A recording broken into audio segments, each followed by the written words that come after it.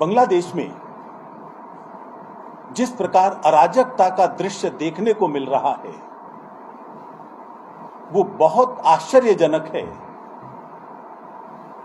कुछ भी तो नहीं छोड़ा जा रहा। हिंदू समाज को विशेष रूप से निशाने पर लिया जा रहा है।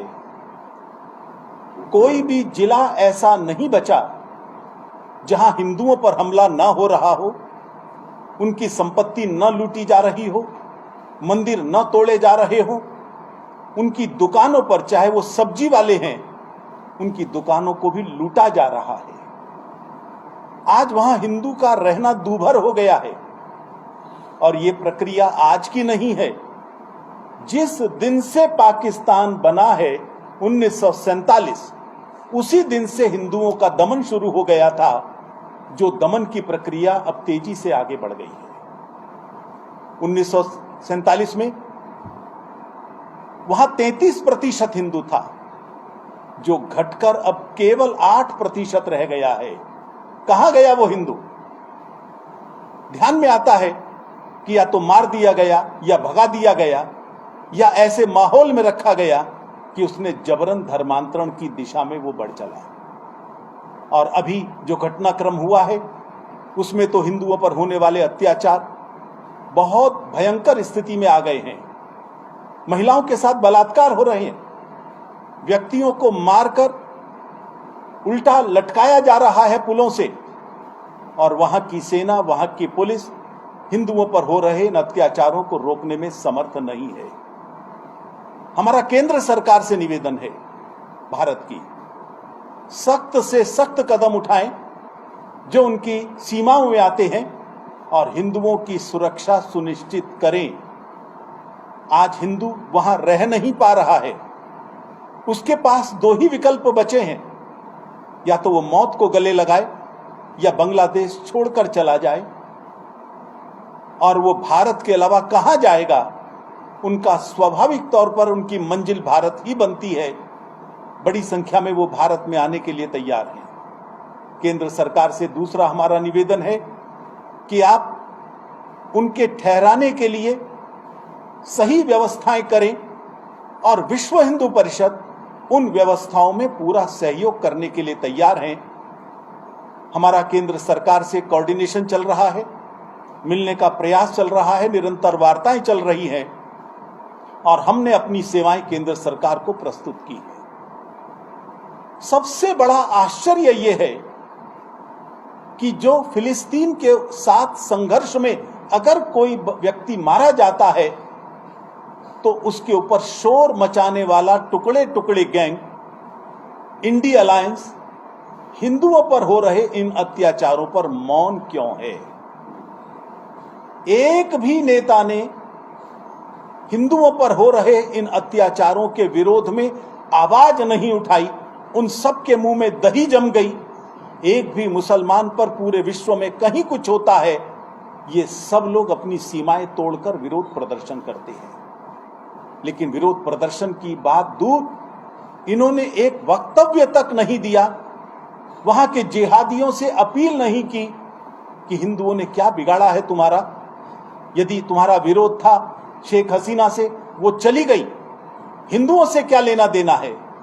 लेकिन हिंदुओं के प्रति जो नफरत है वो मौका तलाशती है, और कोई भी मौका मिलने पर वो हिंदुओं पर हमला करते हैं। दूसरा आश्चर्य यह है कि भारत का टुकड़े टुकड़े गैंग और इंडी अलायंस, ये दोनों मिलकर भारत के मुस्लिम समाज को भड़काने की कोशिश कर रहे हैं। ये कहना कि जो वहां पर हुआ है वो भारत में भी हो सकता है, इसका मतलब बड़ा साफ है, वो भड़का रहे हैं, रास्ता दिखा रहे हैं। अपनी हताशा जो चुनाव में हार की है, जो अन्य प्रकार के सामाजिक और राजनीतिक रूप से उनको हार मिली है, उस हताशा के अंदर इस प्रकार के वो व्यवहार करेंगे। किसी भी जिम्मेदार भारतीय से, किसी भी जिम्मेदार राजनीतिक से इस तरह की उम्मीद नहीं की जाती। मैं उन्हें चेतावनी देना चाहता हूं, उनके इरादे सफल नहीं होंगे। भारत की सेना पूर्ण रूप से देशभक्त है, पूर्ण रूप से प्रोफेशनल है, वो किसी भी इस प्रकार के षड्यंत्र का हिस्सा नहीं बन सकती, बल्कि इस तरह के राष्ट्र विरोधी षड्यंत्रों को दबाएगी। यहाँ का समाज भी इन चीजों को स्वीकार नहीं करेगा। उन्हें विचार करना चाहिए। जिस प्रकार से वो भड़काने की कोशिश कर रहे हैं वो उचित नहीं है। देश की जनता उन्हें माफ नहीं करेगी। जैन साहब, सरकार इसमें केंद्र सरकार की जो कह रहे हैं कि जो विदेश नीति है उस पर सवाल उठा रहे हैं कि जब इससे पहले क्यों नहीं सरकार ने इस तरह के पहले तो आप क्या एक दिन पहले तक शेख हसीना को मालूम था कि उनके ऊपर प्राण घातक हमले हो सकते हैं? किसी को जानकारी नहीं थी। और जिस तरह के कदम उठा सकते हैं केंद्र सरकार जो उठा रही है, वहां के लोगों से निरंतर संपर्क में है और हम भी बांग्लादेश के लोगों के संपर्क में। जो एम्बेसी से सहायता मिलनी चाहिए वो उन्हें मिल रही है। इस आड़ में बांग्लादेशी घुसपैठिए न आ सके, ये भी चिंता केंद्र सरकार की है। उसको भी वो लोग ठीक करने का प्रयास कर रहे हैं। मैं समझता हूं कि जो लोग हर चीज के अंदर अपनी राजनीतिक गोटी सेकने की कोशिश करते हैं, उन्हीं को इसमें खोट दिखाई दे रहा है। केंद्र सरकार ने जो प्रयास किए हैं इस परिस्थिति में वही संभव थे। और ऐसी त्रासदी में बजाय सहयोग करने के इंडिया अलायंस और टुकड़े टुकड़े गैंग जिस प्रकार से छिद्रान्वेषण कर रहा है, गलतियां ढूंढने की कोशिश कर रहा है, वो बहुत दुर्भाग्यपूर्ण है।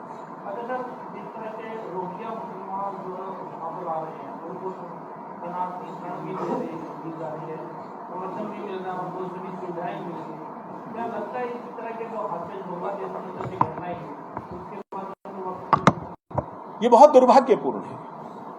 बांग्लादेशी घुसपैठिया और रोहिंग्या ये भारत की प्रगति के लिए भारत में नहीं आया, भारत के विकास में सहयोग देने के लिए नहीं आया।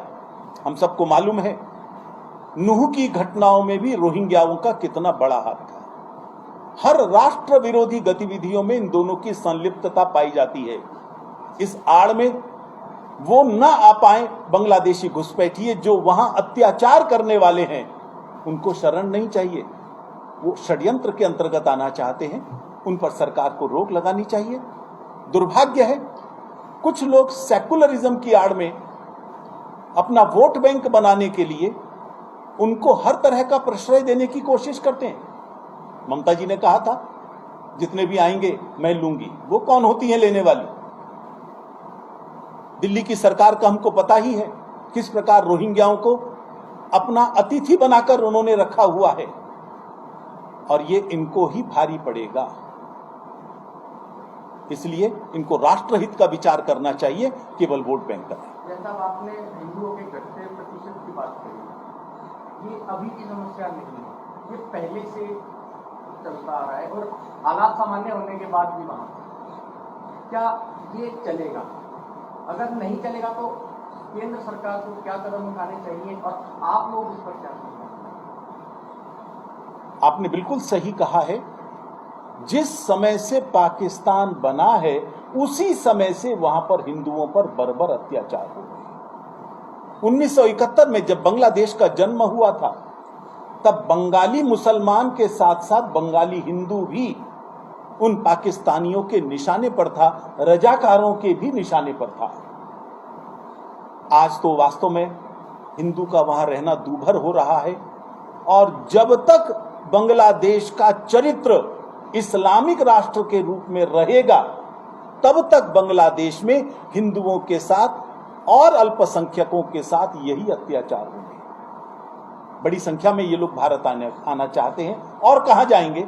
उन सबको बसाने की व्यवस्था हमें करनी चाहिए और एक सामाजिक संगठन के नाते हम अपनी जिम्मेदारी उठाने के लिए तैयार हैं।